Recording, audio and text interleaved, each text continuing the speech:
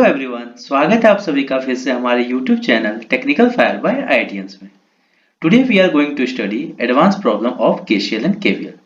Before that I want to show you some motivational quotes and today's motivational quotes is study like there is no tomorrow because if you keep putting off your studies for tomorrow you will probably be too late।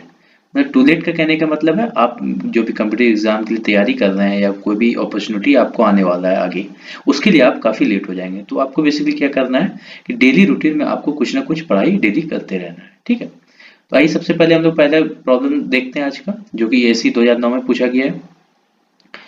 What is the value of I for the below given circuit if V is 2 volt. मतलब यहाँ पे आपको V का value कितना दिया गया है, 2 volt के बराबर।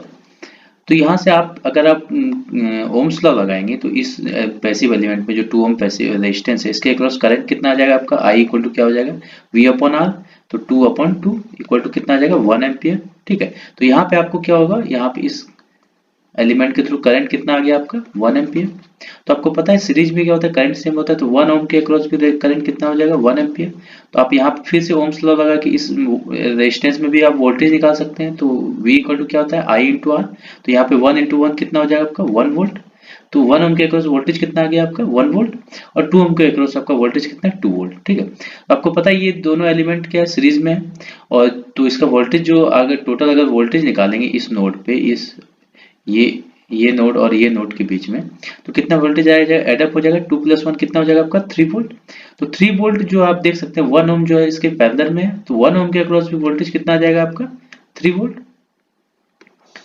तो अगर आप 1 ओम के अक्रॉस वोल्टेज आपको पता चल गया तो आप इजिली यहाँ पे भी फिर से ओम्स लगा के आप करंट निकाल सकते हैं। तो 1 ओम के अक्रॉस जो करंट होगा वो आपको पता है V अपॉन R हो जाता है। तो 1 ओम के अक्रॉस कितना हो जाएगा, 3/1, 3 एम्पियर। तो यहाँ पे आपको इस 1 ओम के अक्रॉस भी करंट पता चल गया 3 एम्पियर, और जो पैरेलल में 1 एंड 2 ओम जो कनेक्टेड है इसके अक्रॉस भी करंट आपको पता है 1 एम्पियर, ठीक है। तो आपको पता है इस नोड पे ये दो करंट है जो आउटगोइंग करंट है 3 एंड 1, और इस नोड पे अगर करंट अगर इनकमिंग देखा जाए तो ये मान लीजिए I करंट है, इस नोड पे इनकमिंग करंट है। तो आपको पता है केसीएल के द्वारा कि आउटगोइंग करंट इक्वल टू क्या होता है आपका, इनकमिंग करंट। तो 3 + 1 इक्वल टू क्या हो जाएगा, I के बराबर। तो I का वैल्यू कितना आ जाएगा आपका, 4 एम्पियर। तो यहाँ पे आपको I का वैल्यू पता चल गया, तो मतलब I का वैल्यू कितना आपका, 4 एम्पियर। तो आपको यहाँ से आपको ये जो पूछा गया क्वेश्चन में I का वैल्यू, इस I का वैल्यू पूछा गया, तो ये I क्या है, यहाँ पे इनकमिंग करंट है इस नोड पे, और इस नोड पे आपको आउटगोइंग करंट पता है 4 एंड 2। तो I का वैल्यू जो आएगा आपका फाइनल I का वैल्यू क्या कितना आ जाएगा, 4 + 2 इक्वल टू क्या आ जाएगा आपका, 6 एम्पियर। तो जो आंसर है आपका यहाँ पे क्या है, 6 एम्पियर, ठीक है। इस तरह से आप ओम्स लॉ और केसीएल के यूज से इस प्रॉब्लम को आप इजिली बना सकते हैं। तो आइए अगले सवाल की तरफ बढ़ते हैं। अगला सवाल जो एसी 2008 में पूछा गया, इसमें पूछा गया आपसे what is the value of the current I, this I in the circuit shown below, ठीक है। तो इस I का वैल्यू को अपने को निकालना है। तो यहाँ पे आप देख सकते हैं जो इस सर्किट में सारा आपको इनकमिंग और आउटगोइंग करंट तो दिया नहीं गया। तो यहाँ पे आपको क्या यूज करना है, केसीएल का सेकंड फॉर्म, ठीक है। तो केसीएल का सेकंड फॉर्म यूज करने के लिए हम क्या करेंगे, इस नोड को हम लोग एज्यूम करते हैं, ठीक है। इस नोड को हम लोग P नोड मान लेते हैं, ठीक है। और इस नोड पे जो पोटेंशियल है वो क्या मानते हैं, VP, ठीक है। तो इस यहाँ पे आप देख सकते हैं जो बाकी अदर नोड इस सर्किट में कनेक्टेड है वो सारा क्या है, शॉर्ट सर्किटेड है। तो इससे क्या होगा, आपका जितने भी अदर नोड है सारे नोड पोटेंशियल क्या हो जाएगा, VP। क्यों, क्योंकि कोई भी पैसिव एलिमेंट इन सारे नोड के बीच में कनेक्टेड है नहीं, तो क्या होगा, ड्रॉप तो होगा नहीं। तो सारे नोड पे कितना पोटेंशियल होगा, VP पोटेंशियल, ठीक है। तो यहाँ पे आपको I का वैल्यू पूछा गया, तो हम लोग सबसे पहले I का वैल्यू निकालते हैं। तो I का वैल्यू क्या आ जाएगा, VP/4, ठीक है। जो अगर हमको VP का वैल्यू पता चल जाए तो हम लोग इजिली I का वैल्यू को निकाल सकते हैं, ठीक है। तो आइए हम लोग सेकंड फॉर्म केसीएल यूज करते हैं। तो सबसे पहले इस नोड पे लगाते हैं, P नोड पे। तो क्या हो जाएगा, VP/4, आउटगोइंग करंट पॉजिटिव होगा। फिर अगला नोड है ये वाला, लगाते हैं VP - 70/1। फिर यहाँ पे आप देख सकते हैं जो 70 एम्पियर है VP नोड पे वो क्या इनकमिंग करंट है। इनकमिंग करंट हम लोग क्या एज्यूम करते हैं, माइनस, तो -70 प्लस यहाँ पे लगाते हैं VP - 140/2 इक्वल टू क्या हो जाएगा आपका 0। Summation of all the current at a node equal to क्या होता है, 0। इसको अगर फर्दर सॉल्व करेंगे हम लोग तो क्या होगा, एलसीएम लेते हैं पहले, सबसे पहले तो एलसीएम क्या आ जाएगा, 4 आ जाएगा। तो ये क्या हो जाएगा, VP + 4VP - 280, 70 × 4 माइनस, फिर ये भी 280, फिर यहाँ पे क्या आ जाएगा 2VP - 280 इक्वल टू क्या हो जाएगा आपका 0। इसको फर्दर अगर सॉल्व करेंगे तो क्या होगा, Vp plus 4Vp plus 2Vp कितना हो जाएगा 7Vp, और इस सारे माइनस टर्म को उस तरफ ले आते हैं, ये 4 क्या हो जाएगा इंटू हो जाएगा इससे 0, तो ये 0 ही हो जाएगा ऑलरेडी। इसको अगर इधर ले आते हैं तो क्या हो जाएगा आपका 2 प्लस 2 प्लस 2 6 एंड 8 3 जा 24, तो 6 प्लस 8 40, ठीक है 840 आ जाएगा। तो Vp का वैल्यू यहाँ से क्या आ जाएगा 840 अपॉन 7 इक्वल टू क्या आ जाएगा 120। तो जो Vp का वैल्यू कितना आ गया आपका 120, तो I का वैल्यू क्या हो जाएगा 120 अपॉन 4 इक्वल टू क्या आ जाएगा आपका 30 एम्पियर। तो आंसर आपका क्या आएगा आपके यहाँ पे 30 एम्पियर, ठीक है। तो यहाँ पे आप इजिली केसीएल और सेकंड फॉर्म केसीएल को यूज करके आप इजिली यहाँ पे आई का वैल्यू निकाल सकते हैं। आइए बढ़ते हैं अगला सवाल जो ईएससी 2003 में पूछा गया है। Consider the circuits as shown below which has current dependent current source, the value of V2 by V1 आपसे पूछा गया है, value of this V2 by V1, ठीक है। तो यहाँ पे आपको एक डिपेंडेंट सोर्स लगा हुआ है, तो आइए डिपेंडेंट सोर्स को कैसे सॉल्व करते हैं ये देखते हैं हम लोग आगे।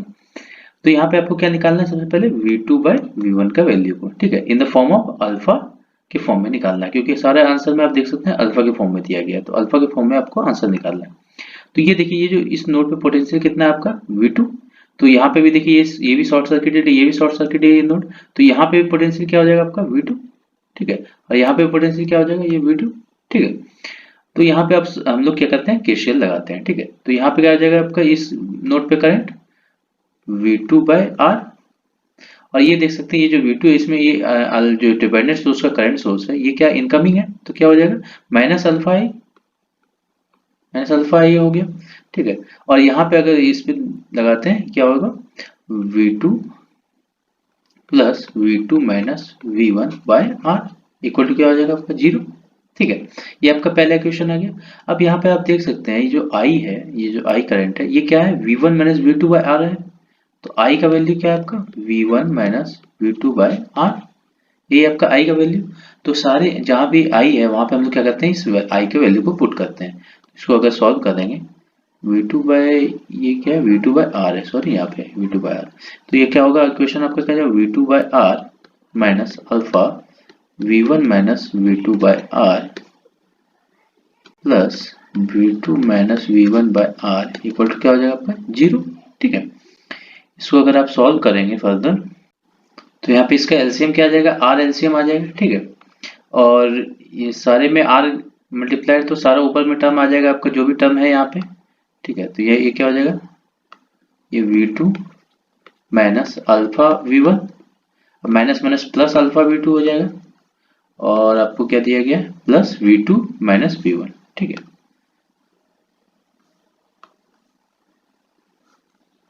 Plus V2 minus V1 equal to क्या हो जाएगा आपका 0। तो यहाँ से हम लोग क्या करते हैं V2 को कॉमन ले लेते हैं, ठीक है।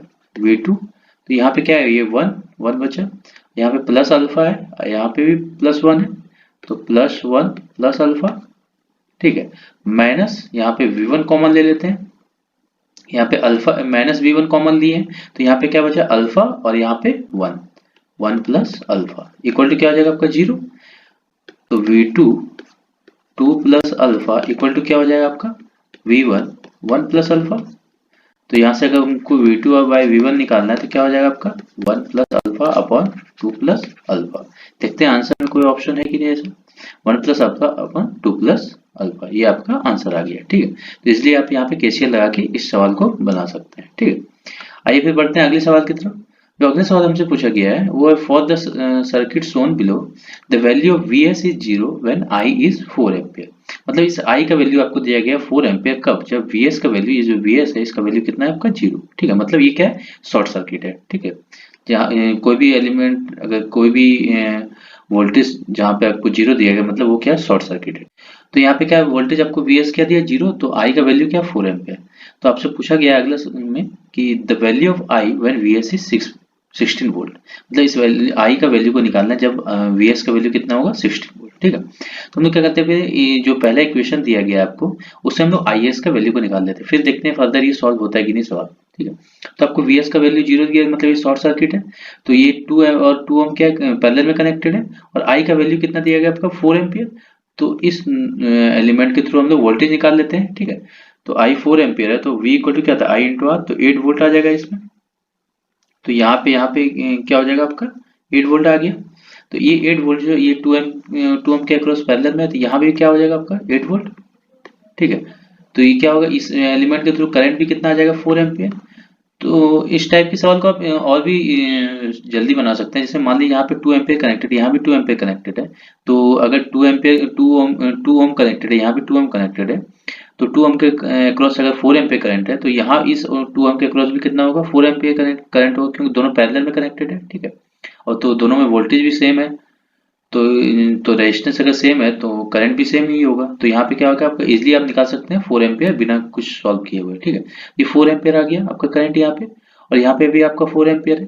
तो ये जो आई एस है क्या, इस नोड के इनकमिंग करंट है। तो इनकमिंग करंट इक्वल टू क्या था, आउटगोइंग करंट। तो आई एस का वैल्यू क्या आ जाएगा, summation of both the outgoing current, 4 + 4 equal to कितना आ जाएगा 8 एम्पियर। तो आई एस का वैल्यू आपका आ गया 8 एम्पियर। ठीक है, अब देखते हैं अगला जो आपको दिया गया, इसको रब कर लेते हैं। अगला जो आपको दिया गया वैल्यू ऑफ आई निकालना है अपने को कब, जब वी एस का वैल्यू कितना दिया है 16 वोल्ट। तो यहाँ पे आपको वी एस का वैल्यू कितना है 16 वोल्ट, और आई एस का वैल्यू आपको 8 एम्पियर आ गया। तो अब यहाँ पे हम लोग इजिली अब यहाँ क्या करेंगे, नोडल लगा देंगे। ठीक है, तो इस नोड को हम लोग वीपी मान लेते हैं। तो आई क्या है आपका यहाँ पे, आउटगोइंग है। तो चलिए आप फर्दर सॉल्व करते हैं। तो आई का वैल्यू क्या हो जाएगा Vp/2, ये आई का वैल्यू होगा। अपने को Vp पता चल गया, तो आई का वैल्यू आ सकते हैं। तो आइए केसीएल लगाते हैं अब यहाँ पे। तो Vp/2 प्लस आउटगोइंग करंट है, ये आई एस क्या इनकमिंग करंट है। तो आई एस का वैल्यू कितना -8 एम्पियर, -8 एम्पियर, और यहाँ पे 16 वोल्ट दिया गया, Vp-16 पोलैरिटी भी आपको प्लस माइनस दिया गया, Vp-16/2 इक्वल टू क्या आ जाएगा 0। इसको अगर आप फर्दर सॉल्व करेंगे, ये 2 सेम है, इसका एलसीएम तो 2 ही आ जाएगा। ये क्या आ जाएगा, Vp + Vp 2Vp आ गया। इन दोनों को ऐड कर लिए, -16। ठीक है, माइनस ये भी 16 हो जाएगा, इक्वल टू क्या हो जाएगा आपका 0। तो 2Vp इक्वल टू क्या आ जाएगा आपका 32। तो Vp इक्वल टू क्या आ जाएगा आपका 16 वोल्ट। तो Vp का वैल्यू कितना आ गया आपका 16 वोल्ट। ठीक है, और I का वैल्यू क्या है Vp/2, तो 16/2 कितना आ जाएगा आपका 8 एम्पियर। तो इस क्वेश्चन का आंसर कितना हो जाएगा आपका 8 एम्पियर। ठीक है, इसलिए आप ये केसीएल लगा के इस टाइप के सवाल को विदिन 5 सेकंड आप सॉल्व कर सकते हैं। ठीक है, तो आइए अगले सवाल की तरफ बढ़ते हैं। अगला सवाल जो आपका यहाँ पे देख सकते हैं वो एसी सोर्स के रिलेटेड सवाल है। इसमें पूछा गया है आपसे, जो एसी 2002 में 3 currents I1, I2 and I3 are approaching a node if I1 equal to 10 sin 400t plus 60 degree ampere and I2 is 10 sin 400t minus 60 degree ampere, then what is I3। मतलब यहाँ पे आपको I3 का value निकालना है। तो आप देख सकते हैं यहाँ पे क्या क्या आ गया आपको, अप्रोचिंग ए नोड 3 करंट, मतलब I1, I2, I3 एक नोड पे अप्रोच कर रहा है। मतलब इन तीनों करंट का अगर सम निकालेंगे वो किसके बराबर होगा 0। ठीक है, तो यहाँ पे अगर आप इन तीनों का समीशन निकालते हो वो 0 के बराबर होगा। तो I3 इक्वल टू क्या हो जाएगा, यहाँ पे I3 इक्वल टू जो होगा माइनस होगा आपका summation of I1 plus I2 के। क्यों, क्योंकि तीनों का समीशन इक्वल टू कितना होना चाहिए 0। तो I3 यहाँ पे क्या हो जाएगा minus of I1 plus I2। तो यहाँ पे आपको पता है I1 क्या है आपका, I1 है आपका 10 sin 400t प्लस 60 डिग्री। ठीक है, और I2 क्या है आपका 10 sin 400t माइनस 60 डिग्री। ठीक है, तो यहां से अगर हम 10 को कॉमन निकाल के बाहर ले आते हैं तो क्या बचेगा आपका 10 sin 400t plus 60 degree plus sin 400t minus 60 degree. ठीक है, तो आपको पता है साइन, यहाँ पे sine a plus b plus sine a minus b का फॉर्मूला क्या होता है 2 sin a cos b होता है। a यहाँ पे क्या है 400t और b क्या है यहाँ पे 60 डिग्री। ठीक है, तो इसको अगर फर्दर सॉल्व करेंगे तो I3 इक्वल टू क्या आ जाएगा आपका -10 2 sin 400t इंटू क्या होगा इंटू cos 60 डिग्री। ठीक है, तो आपको पता है cos 60 का वैल्यू क्या होता है 1/2। ठीक है, तो यहाँ से क्या होगा ये 2 और ये 2 क्या होगा कैंसिल हो जाएगा। तो आपका जो I3 का वैल्यू क्या आएगा, I3 का वैल्यू क्या आ जाएगा -10 sin 400t। तो ये जो ऑप्शन है यहाँ पे आपका सी ऑप्शन करेक्ट आंसर है। ठीक है, तो इस टाइप के एसी सोर्स के अगर दिया गया तो इस टाइप से भी आप सॉल्व कर सकते हैं इसको। ठीक है, आइए अब अगला देखते हैं। अगला जो है हम लोग सुपर मेश है सुपर नोड, इस पे भी सवाल काफी बार पूछे गए हैं एग्जाम में। तो आइए इसके देखते हैं कि super mesh and super node क्या होता है। सुपर मेश और सुपर नोड कहाँ एप्लीकेबल है? सुपर मेश आपको तब एप्लीकेबल होता है जब मान लीजिए कोई भी दो सर्किट है या दो मेश है, उसके बीच में एक करंट सोर्स कनेक्टेड है। मतलब मान लीजिए ये कोई सर्किट है, ठीक है, और यहाँ पे अब इन दोनों के बीच में एक करंट सोर्स आपको कनेक्टेड दिया गया है, ठीक है, ये आर एलिमेंट, ये भी आर एलिमेंट मान लीजिए। इस दोनों के बीच में अगर करंट सोर्स है तो यहाँ पे आप क्या करेंगे, एक सुपर मेश कंडीशन लगाएंगे, ठीक है। पहला जो इक्वेशन आएगा आपका, ये जो आई आपको कोई भी करंट सोर्स दिया है तो इससे आप निकाल लेंगे दो करंट, जो भी दोनों मेश में करंट है, I1 I2 मान लीजिए करंट है, जो भी डायरेक्शन उसके अकॉर्डिंग आप इसमें लगा लेंगे। पहला इक्वेशन आपका इससे आ जाए करंट सोर्स से। दूसरा क्या होगा कि इस करंट सोर्स को आपको हटा देना है और इस पूरे नोड को, इस जो ये सुपर मेश है इसमें आपको इक्वेशन को यूज करना है, ठीक है, करंट सोर्स के इक्वेशन को, ठीक है, या जो भी आप केसीएल एंड केवीएल जो भी यूज करना चाहते हैं आप यूज करके आप निकालेंगे दूसरा इक्वेशन, और इन दोनों इक्वेशन की मदद से आप जो दोनों अननोन है I1 I2 आप इजिली यहाँ पे सॉल्व कर सकते हैं, ठीक है। तो सुपर मेश आपको कहाँ पे एप्लीकेबल है, जहाँ पे अगर दो मेश है उसके बीच में आपको सिर्फ करंट सोर्स दिया गया है, वहां पे आप क्या लगाएंगे, सुपर मेश, ठीक है। और सुपर नोड जो है वो कहाँ पे एप्लीकेबल होता है, मान लीजिए दो नोड है उसके बीच में अगर एक वोल्टेज सोर्स दे दिया गया है, मान लीजिए ये नोड है और यहाँ पे ये प्लस माइनस ये V वोल्टेज है, ये V1 नोड है, ये V2 नोड है। इसमें अगर आपको वोल्टेज सोर्स दो नोड के बीच में दिया गया तो यहाँ पे आपको क्या करना है, यहाँ पे भी आपको सुपर नोड का इक्वेशन को यूज करना है, सुपर नोड के कंडीशन को। इसमें क्या होगा, इस दोनों नोड के बीच में जो आप देख सकते हैं, ये जो प्लस क्या है, आपको जो सॉल्व करना है इस टाइप के सवाल को आपको कैसे सॉल्व करना है वो आपको आइए देख लेते हैं इसमें।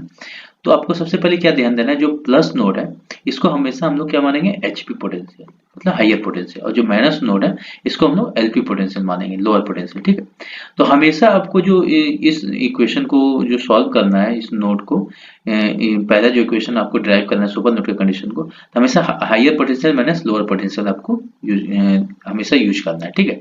इक्वल टू ये जो v का वैल्यू होगा वो, मतलब यहाँ पे हायर पोटेंशियल क्या है V1, लोअर पोटेंशियल क्या है V2, तो यहाँ पे जो v का वैल्यू होगा V1 minus V2 equal to v, जो भी वैल्यू v का दिया है ये हमेशा आपको ध्यान देना है, क्योंकि इसमें काफी बार कंफ्यूजन होता है कि हम लोग माइनस किसके थ्रू करेंगे, V2 माइनस V1 करेंगे या V1 minus V2।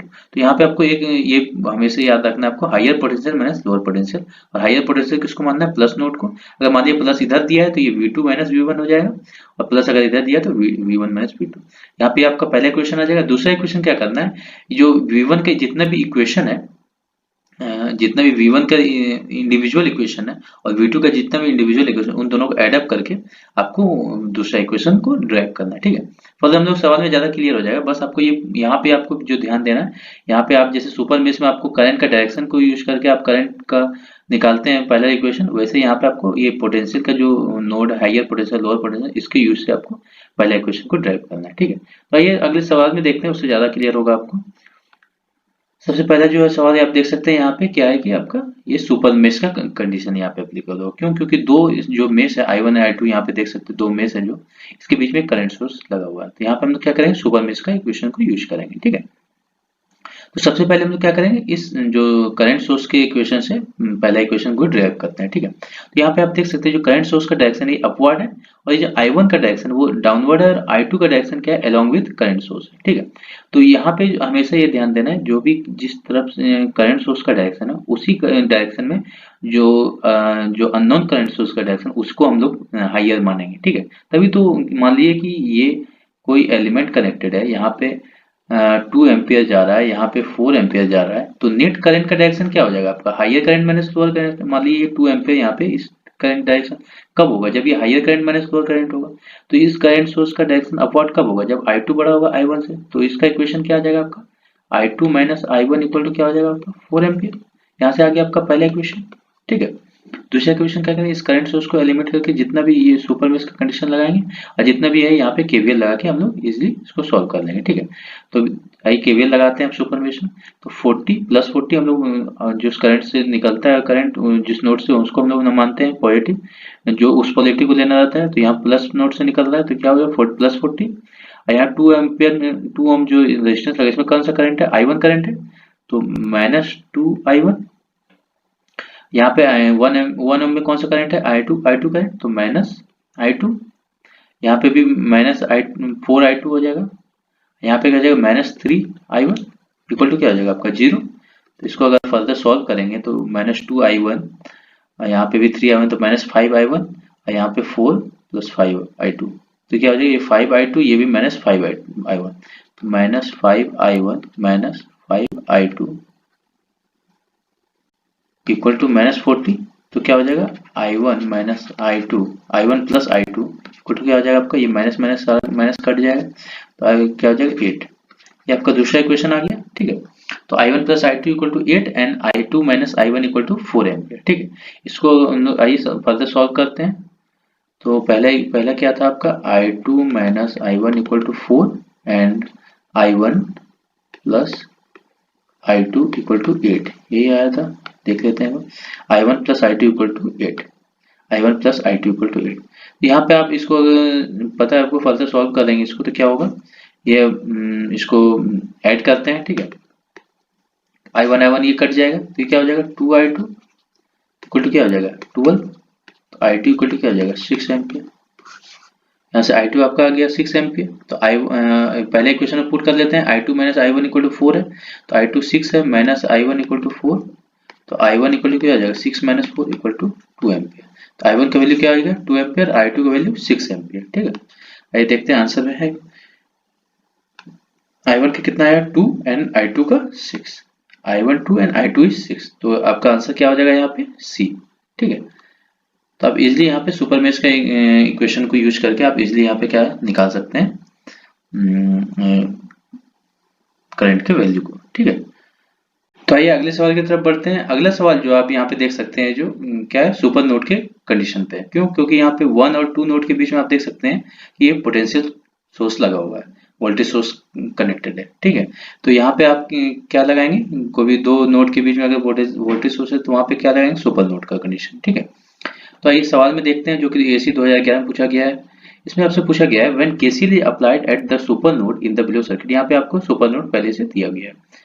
The current equation in terms of node voltage V1 and V2 is, मतलब ये जो 1 नोड पे पोटेंशियल क्या माना है V1 और जो 2 नोड पे पोटेंशियल क्या माना गया V2। तो आपसे पूछा गया करंट इक्वेशन जो आएगा वो क्या होगा इस नोड पे, ठीक है। तो यहाँ पे आपको एक करेक्शन करना है जो कि इस क्वेश्चन के लिए सारे जो भी एग्जामिनर थे उनको सारे को एक पॉइंट दिया गया था। क्यों क्योंकि यहाँ पे जो क्वेश्चन है इसमें एक थोड़ा करेक्शन है। ये जो 2 एम्पेयर है यहाँ पे क्या है 4 एम्पेयर है यहाँ पे, ठीक है। बाद में करेक्ट किया गया था इस सवाल को। तो ये 4 एम्पेयर है यहाँ पे 2 एम्पेयर नहीं है, ये 4 एम्पेयर है, ठीक है। आइए फिर अब सॉल्व करते हैं आगे सवाल, देखते हैं आंसर आता है कि नहीं।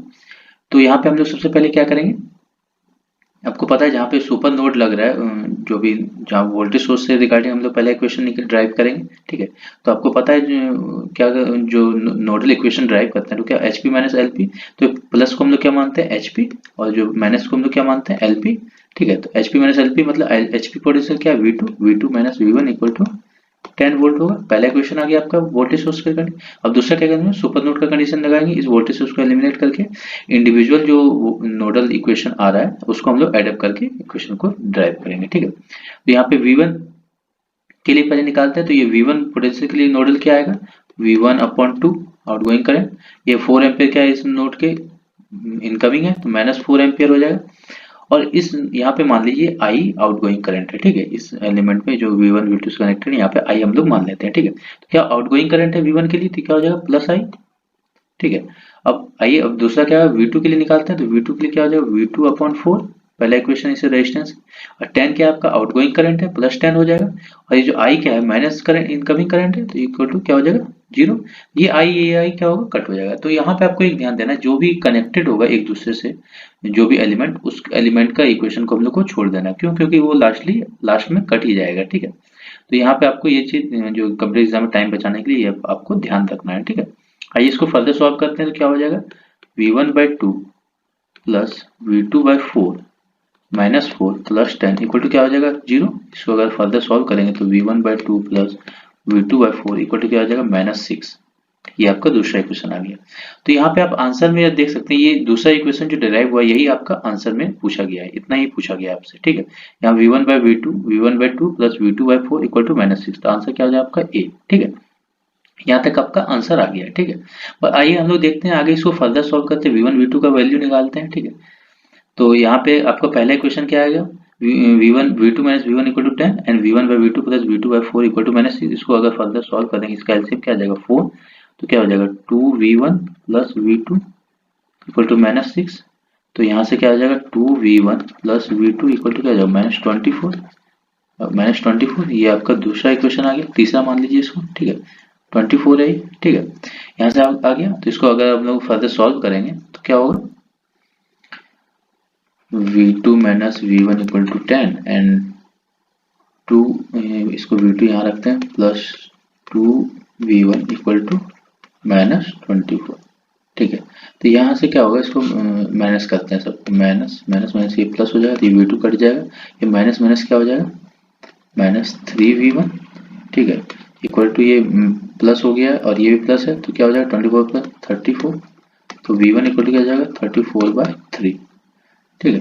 यहाँ से v1 का वैल्यू आपका कितना जाएगा, समथिंग अप्रॉक्स 11.33 आपका आ जाएगा v1 का वैल्यू, ठीक है। तो यहाँ पे v1 का वैल्यू क्या है -11.33, ये माइनस है, ठीक है। v1 का वैल्यू आ गया। इस तरह से आप क्या, अगर इक्वेशन 1 में आप v1 का वैल्यू पुट करेंगे तो आपका यहाँ से v2 का भी वैल्यू आ जाएगा, ठीक है। इस तरह से आप v1 एंड v2 का वैल्यू आप निकाल सकते हैं, ठीक है। तो यहाँ तक था आपका आज का जो एडवांस प्रॉब्लम था केसीएल केवीएल से जो पूछा गया है एग्जाम्स में, उसके रिलेटेड, ठीक है। और भी आगे हम लोग क्या, जो भी बचा है, जो भी जितने भी टॉपिक, उसको हम लोग आगे कंप्लीट करेंगे, ठीक है, आगे अपकमिंग लेक्चर्स में, ठीक है। तो अगर आज का क्लास आपको अच्छा लगा हो तो please like and subscribe button पे प्लीज़ जरूर से जरूर क्लिक कीजिएगा। Okay, bye bye, take care.